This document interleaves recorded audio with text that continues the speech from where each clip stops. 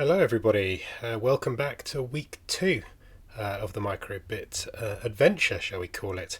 And my sister wouldn't let me away with it if I didn't say happy birthday to her. So happy birthday to Cara today. Not the greatest day to have a birthday, I'm sure, but there we go. So what we're going to do is same as usual. What I'd like you to do is get online, get to makecode.microbit.org, and the links in the distinction.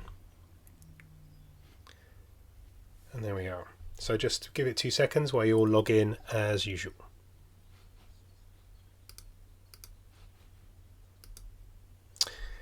Okay, so hopefully you've gone into the description now and loaded up the makecode.microbit.org scenario. We've done a few things, but this time I'd like to talk about some robotics this week. So again, there are things that you can buy for the microbit. We're going to obviously run virtually and no purchase necessary, as it were.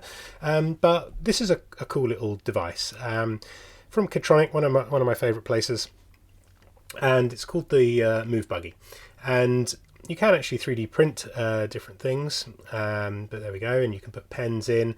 It's quite an interesting device. You can even use your phone to remote control this buggy using its servos, and it's quite an interesting concept there. Just play it without the audio as you go through, and you'll just see the different things. You got the code as we normally have, and it will show us all the things that we can have a go at. But really, this is the interesting stuff you want to see. There we go. Quite a nifty little device, and it's got lights and lots of other things that you can do to do that. So yeah, it's quite interesting. Have a little look around at it. There's other buggies that are out there, but what it relies on, and why I like this buggy particularly, is it doesn't use motors. And what we have a look at is, we've talked about this servo before for those of you that have been on this with me. A servo is just a device that can move other things, and if you have a continuous servo, that's one that just goes round and around and around, then you can actually make robots. So you can use servos really well to do most things. So by all means have a look at these. You can cost about a few quid for one of those, but they're really useful. So if you want to see some examples about what I was able to get up to with robotics, these are some devices over the years. This was a Lego device that I had to go through there. This one here was a kit that you can buy using an Arduino, but as the years have gone on, I've come round to using 3D printed materials and servos and the microbit to make a variety of robotics. There we've got a robotic device that very poorly walks. It's just about okay. We've got one down here where we have some battle bots, as we called them, just using servos to try and attack other things, so using just elastic bands and servos there. So you're able to do that really cheaply and really easily, all the way down to my moving robot that can wander around trying to fight and find something with bottle tops, bits of cardboard, anything that you can find for your junk modelling kit. Even all the way down to robotics where you can water your own plant, as I've done here with Poppy that I've mentioned before. So lots of reasons why the microbit and robotics can be great fun at a low cost. But we're today going to look at the virtual world.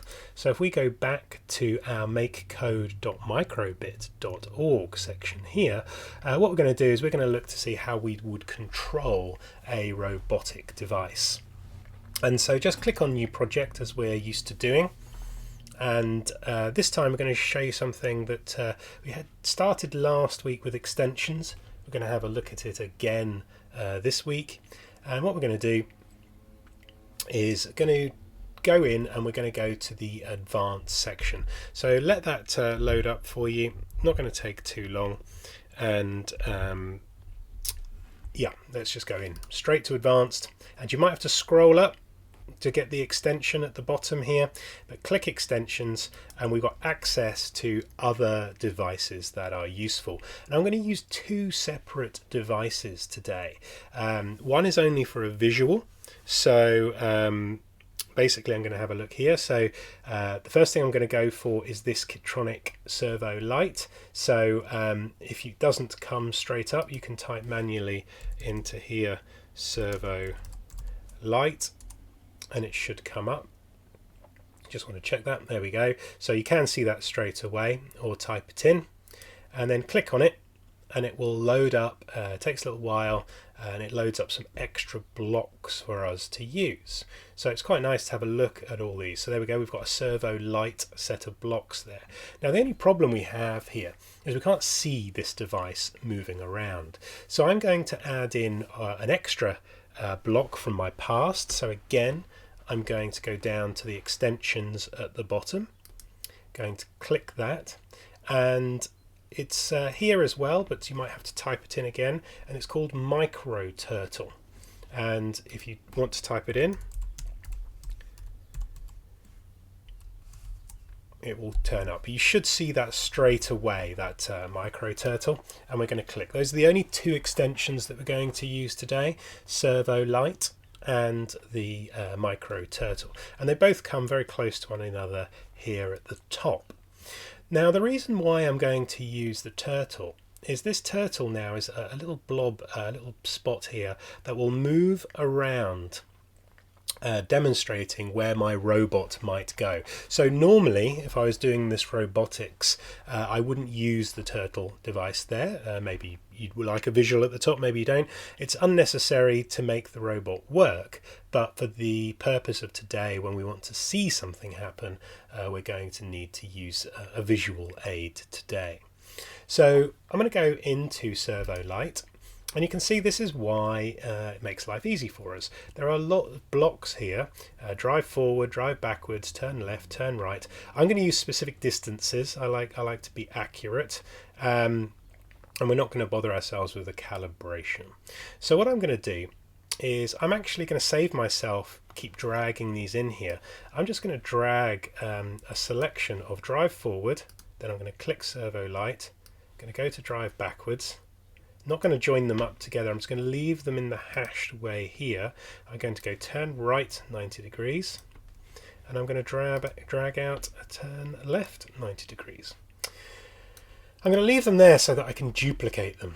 I'm going to do a couple of commands to drive my robot around, and I'm going to duplicate those things. In the same way, I'm going to drag out, unfortunately we've not got quite the same options here, but I'm going to drag out the forward from the turtle. I'm going to drag out the backward, although I'm not really going to use that very much, I don't think. Don't join them up, just leave them, oh it wants to, I'm just going to drag it further away there. There we go. And I'm going to click on turn left and turn right and keep them kind of married up so it's a bit nicer to see them next to those commands. And you know, you don't really have to do this, but I'm just showing you different methods that you can use to do that.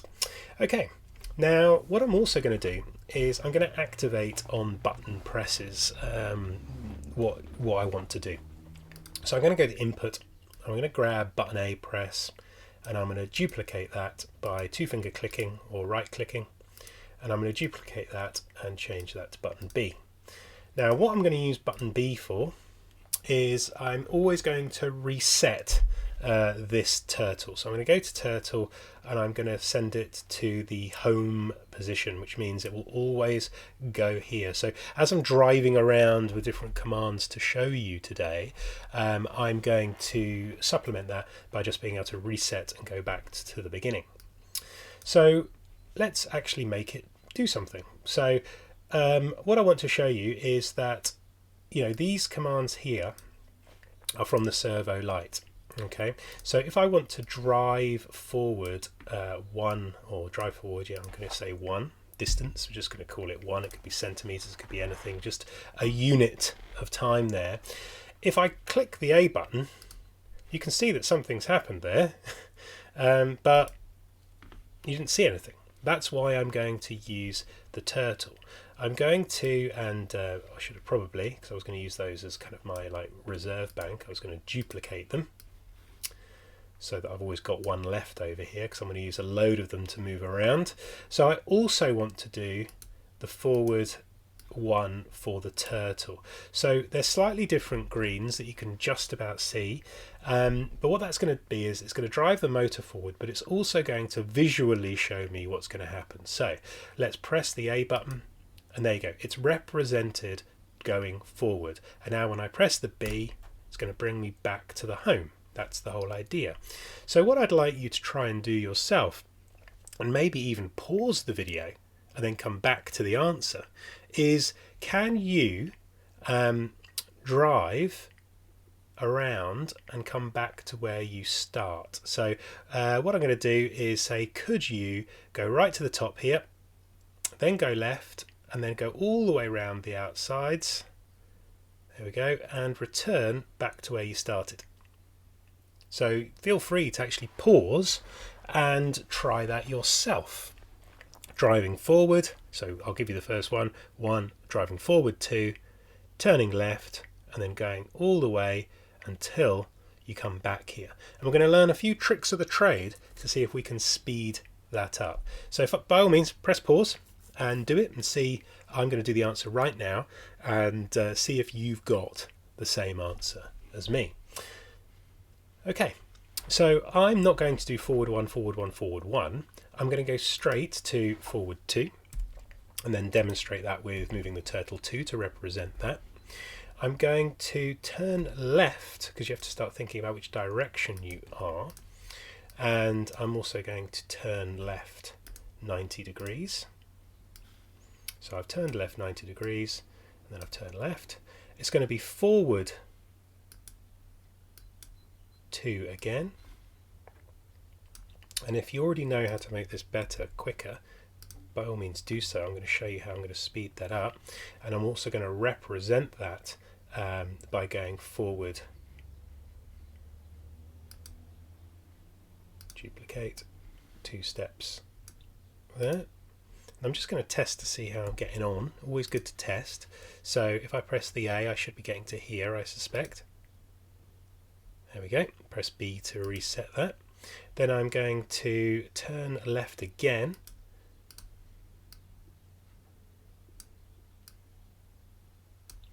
Turn left again. I'm going to go forward.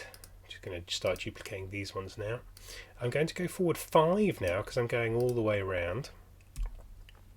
And then I'm going to drive forward 5, so make sure you do both of them. It's a bit of a pain to have to do both, but when we're testing, that's what we do. And I can check to see that I'm going right now. Press A. Yep, excellent. And next, just going to go to B, just check that out. Something seemed to happen there. Oh, went all the way up again. I think it's because I went 1, 2, 3, 4, you see, and actually it's 5 LEDs, but it's actually taken me another block. It's kind of come back from where it was. So it was actually going forward 4. It was 5 blocks. That's why we do our testing, and then we can reset and do it again. There we go. Now I'm going to throw in my first kind of trick here really, and I probably should have done it at the top here. I'm only going to be turning left again, then going forward 4 again, then turning left again, then going forward. And in fact, you know, I might just do it. It's going to take me a little while here to demonstrate it, and then we're going to show the power of coding and why we probably should have actually thought a little bit better to begin with. Now, deliberately did this in the longer way here to show you how you can reduce your buttons, and I'm going to show you actually with 2 separate buttons. There we go. Then I'm turning left again, and I'm seeing there's a repetition, and whenever there's a repetition, I'm just going to actually zoom out of here a little bit. There you go, so I can do that all. So you can do that by pressing Command or Control minus and plus to change that. So I'm doing a lot of left turns, a lot of drive forwards, and hopefully some of you there are thinking, nope, I got this much better, let's do a quick test. Here we go, all the way around, There we go. And one last left turn. Well, it won't be the last one actually, but the last big left turn in the corner. This time it's forward 2.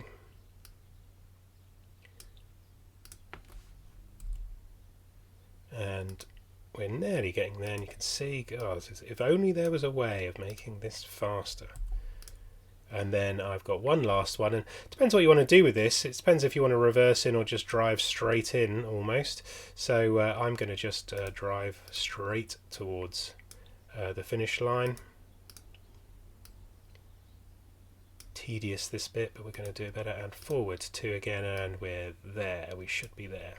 And we're going to see if we could have sped that up significantly using some better coding procedures. So long commands, press the B to return myself home. Hey, there we go, all the way around and get myself back to where I started. Brilliant.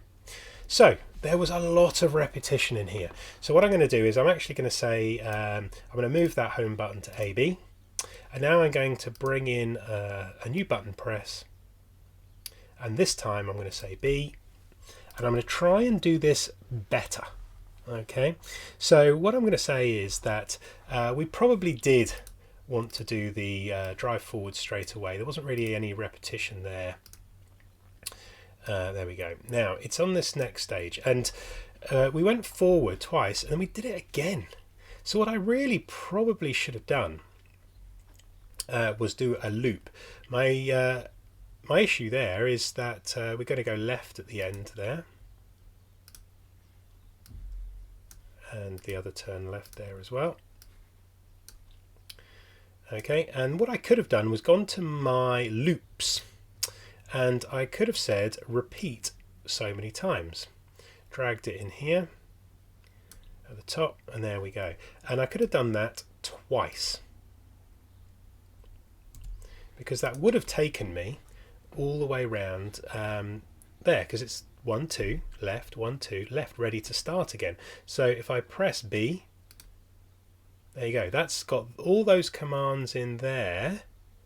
And then what I can do is I'm actually going to duplicate this whole block and say, well, actually what I was then doing, I've turned left, so now I'm going to drive forward 4 and 4 and then turn left, and I was here facing this direction, so it was forward left, forward left, forward left. So it was 3 extra times because we'd already done the top, and that should take me all the way back there, and I've already got loads of the code sorted there. So let's press B,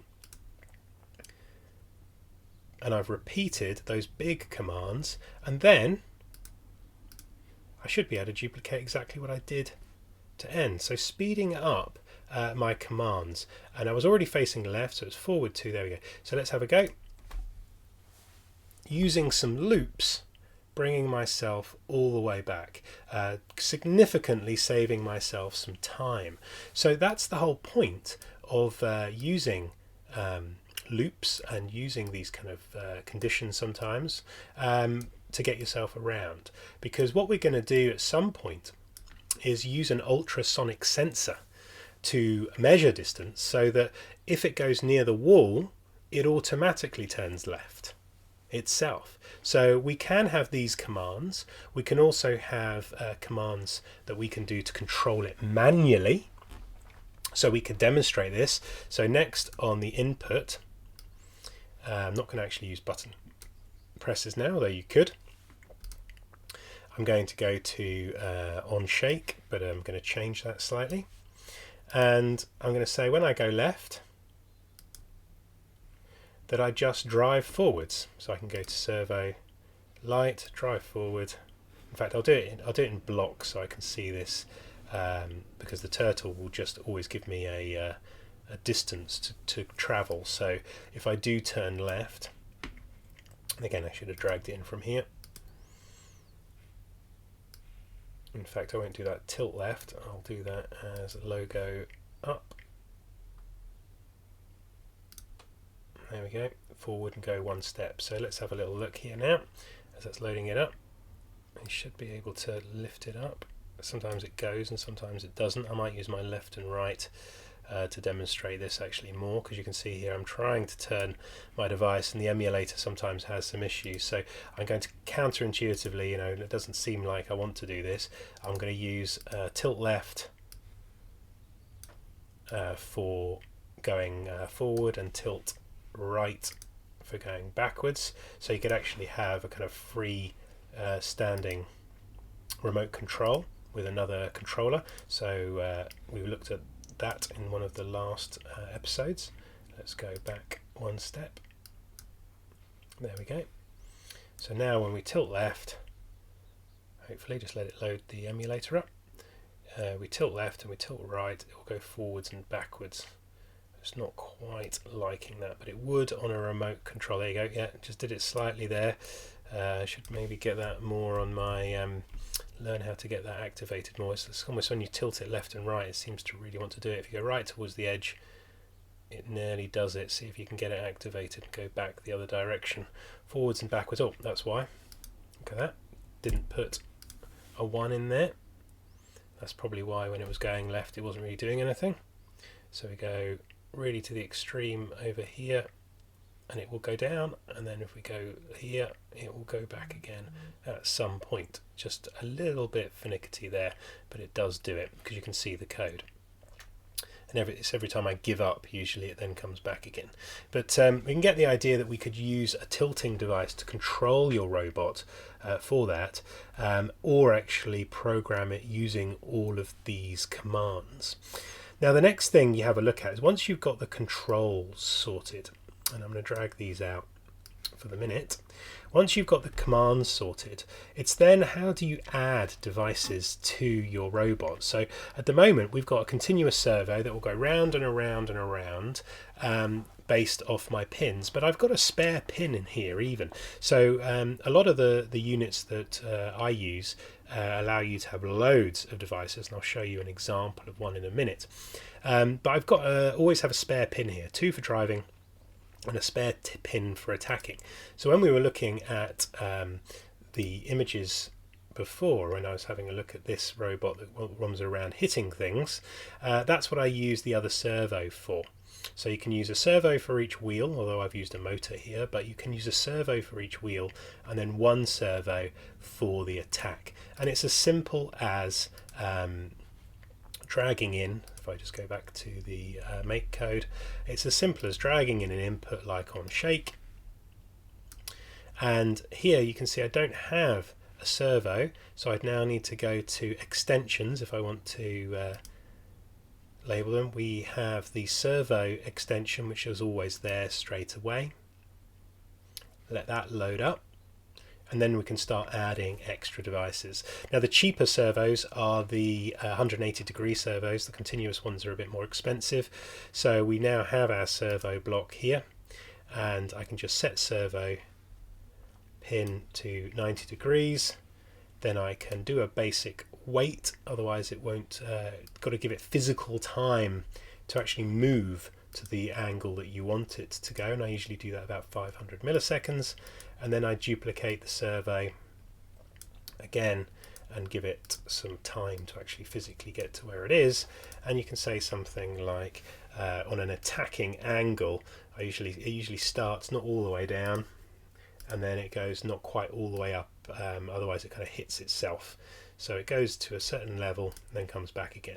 So there's a button to press shake, and when I press that, the attacking button, there you go, there it is, would start attacking like that, left and right. And if you have more pins, you can have more attacking weaponry as such, or other things that do nice objects, nice things to the robots, helping you move around. So you can actually add more pins to that, and to do something like that you need servo boards.